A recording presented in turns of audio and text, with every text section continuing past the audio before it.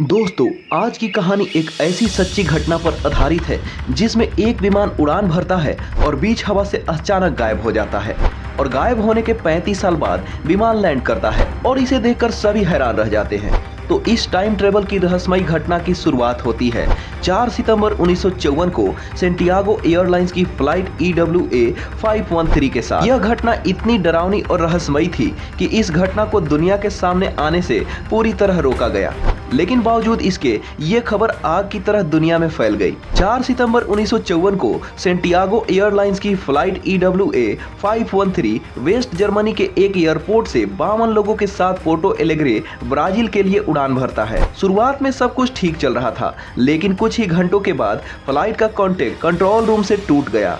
Control room में कोई भी व्यक्ति ना तो पायलट से संपर्क कर पा रहा था और ना ही कोई पायलट किसी को संपर्क करने में सफल हो रहे थे। कंट्रोल रूम ने इस फ्लाइट के पायलट से भी संपर्क करने की कोशिश की, लेकिन कुछ भी हाथ नहीं लगा। काफी प्रयासों और सर्च ऑपरेशन के बाद सबने यही सोचकर उम्मीद छोड़ दी कि इस फ्लाइट को शायद नीला आसमान निकल गया है। यात्रियों के रिलेटिव और अन्य लोगों ने मान लिया कि अब उन्होंने यात्रियों और EWA 513 को हमेशा के लिए खो दिया है और वे कभी वापस नहीं आएंगे। इस घटना का सैंटियागो एयरलाइंस पर इतना बुरा असर पड़ा कि कुछ दिनों बाद सैंटियागो एयरलाइंस को हमेशा के लिए बंद करना पड़ा, लेकिन फ्लाइट और यात्रियों की खोज अभी भी जारी रखी गई। लेकिन किसी को भी इससे जुड़ी कोई भी खबर नहीं मिली।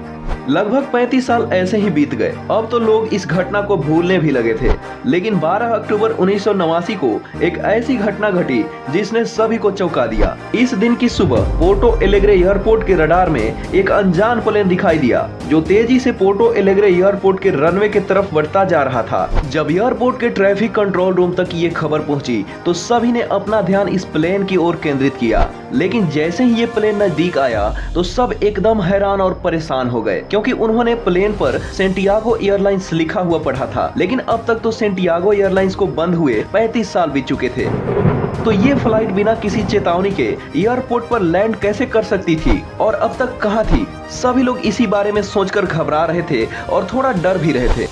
कंट्रोल रूम के लोगों ने फ्लाइट के पायलट से संपर्क करने की कोशिश भी की, लेकिन उन्हें कोई जवाब नहीं मिला। ये घटना जितनी उत्सुकता पैदा करने वाली थी उतनी ही डराने वाली थी, लेकिन अभी कंट्रोल रूम के लोगों को इस बात का बिल्कुल भी एहसास नहीं था कि अभी ये घटना और भी डरावना रूप लेने वाली है, जिससे उनके होश उड़ने वाले हैं। खैर, इसी बीच प्लेन पोर्टो एलेग्रे एयरपोर्ट पर लैंड हुआ। जब पायलट से संपर्क करने पर भी कोई जवाब नहीं आया तो वहाँ मौजूद लोगों ने प्लेन के अंदर जाने का फैसला किया। जैसे तैसे वहाँ के लोगों ने प्लेन का दरवाजा खोला, लेकिन वो अंदर जाने के नाम से डरे हुए थे। मन में एक जिज्ञासा भी थी कि आखिर प्लेन के अंदर चल क्या रहा है। हिम्मत करके लोग जैसे ही अंदर गए तो प्लेन का मंजर देखकर सभी हैरान हो गए। प्लेन में जितने भी यात्री थे सभी कंकाल में बदल चुके थे, लेकिन अभी भी सभी कंकाल उसी हालत में थे जिस हालत में वो फ्लाइट 35 साल पहले उड़ान के कुछ ही घंटों बाद गायब हुई थी। यहाँ तक कि सभी कंकालों की सीट बेल्ट भी बंधी हुई थी। अब यहाँ लोगों के मन में काफी सवाल भी थे, जिनका जवाब लेने के लिए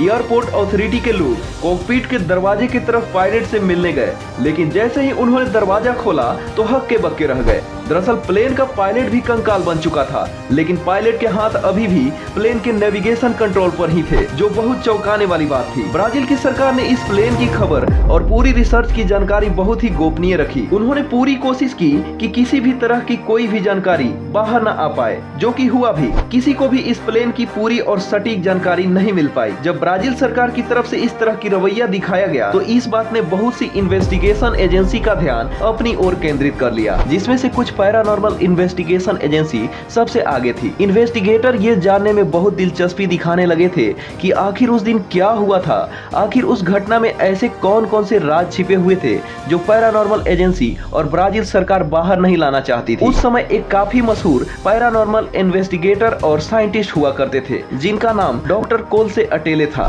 ये घटना उनकी नजरों से भी नहीं बच पाई और उनका ध्यान भी अपनी ओर खींच लिया। उन्होंने फैसला किया कि वे इस घटना के असली असली राज और सभी कारण दुनिया के सामने लाकर रहेंगे, जिसके लिए उन्होंने जी तोड़ मेहनत भी की। लेकिन डॉक्टर कोल्से अटेले और सभी बाकी के इन्वेस्टिगेटर दुनिया के सामने सिर्फ एक ही थ्योरी ला पाई, जिसके मुताबिक फ्लाइट EWA 513 किसी तरह के टेम्पररी टाइम बबल्स में प्रवेश कर गई थी और 1989 के काल में पहुंच गई थी। अगर इसको आसान शब्दों में समझा जाए तो फ्लाइट EWA 513 किसी तरह के टाइम ट्रेवल में पहुंच गई थी, जिसकी वजह से ये अद्भुत यात्रा हुई। लेकिन यहाँ एक सबसे बड़ा सवाल था जो किसी भी थ्योरी को गलत साबित कर सकता था, और यहाँ तक कि इस सवाल की वजह से इस घटना की वास्तविकता पर भी संदेह किया जा सकता था। क्योंकि अगर एक पल को मान भी लें कि ये फ्लाइट टाइम ट्रेवल बबल में एंटर हुई और 1989 में पहुंच गई होगी, लेकिन 1989 में पहुंचने के बाद फ्लाइट को पायलट का कंकाल सकुशल लैंड कैसे करवा सकता था।